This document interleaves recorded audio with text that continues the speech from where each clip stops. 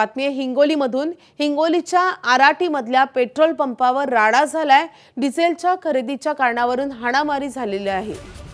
कालही आपण पाहिलं काही पेट्रोल पंपांवर राडा झालेला होता, हाणामारीच्या घटना घडलेल्या होत्या। त्यामुळे आता संताप व्यक्त होतोय। पेट्रोलच्या डिझेलच्या टंचाईचे परिणाम पडसाद पाहायला मिळतात। हिंगोलीच्या आराटीमध्ये पेट्रोल पंपावर मोठा राडा निर्माण झालाय। डिझेलच्या खरेदीच्या कारणावरून हाणामारी झाल्याचं समजतंय।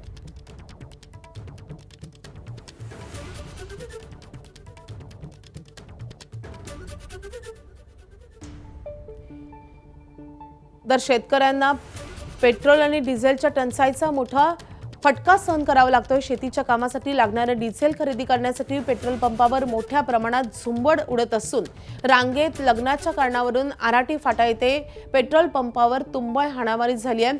2 गटात ही हाणामारी झाली असून या हाणामारीमध्ये काही शेतकरी जखमी झाल्याची माहिती समोर येते आहे।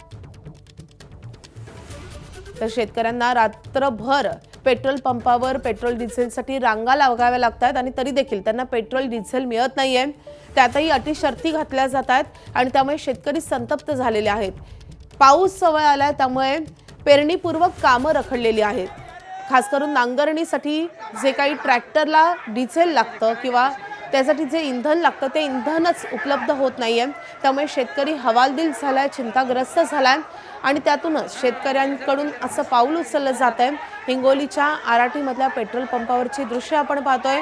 शेतकऱ्यांमध्ये तुंबळ हाणामारी झालेली आहे। यामध्ये काही शेतकरी जखमी झाल्याची माहिती समजते। कालही काही ठिकाणी शेतकऱ्यांचा संताप अशाच प्रकारे अनावर झालेला आपण पाहिलेला आहे। तर काही ठिकाणी रास्ता रोकोही करण्यात आला होता। आपले प्रतिनिधी माधव दिपके आपल्या सोबत आहेत। माधव, नेमकं काय घडलेलं आहे? माधवी, हा 2 दिवसापूर्वीचा प्रकार आहे आणि आता या प्रकाराचे व्हिडिओ समोर आलेले आहेत। कळमनुरी ते आखाडा बापूर या महामार्गावर आरटी फाटा आहे आणि तिथे एक पेट्रोल पंप आहे। त्या पेट्रोल पंपवर डिझेल भरण्यासाठी मागच्या काही दिवसापासून प्रचंड गर्दी झाली आहे। आपल्या सर्वांना माहिती आहे माधवी, मागील 5 ते 6 दिवसापासून प्रचंड रांगा गर्दी दिसते आणि या रांगेत लागण्याच्या कारणावरनं ही मारहाण झाली आहे। तुंबळ हाणामारी झालेली आहे। व्हिज्युअलमध्ये आपल्याला चांगल्यापैकी दिसतंय की कशा पद्धतीने शेतकरी एकमेकावर डिझेलसाठी तुटून पडताना पाहायला मिळत आहेत आणि या मारहाणीमध्ये एक शेतकरी गंभीर जखमी आहे, तर इतरही काही जणांना मारहाण झाल्याची माहिती समोर आलेली आहे। या प्रकरणी अजून पोलिसात कुठलाही गुन्हा दाखल झाली नसल्याची प्राथमिक माहिती आपल्याकडे आलेली आहे।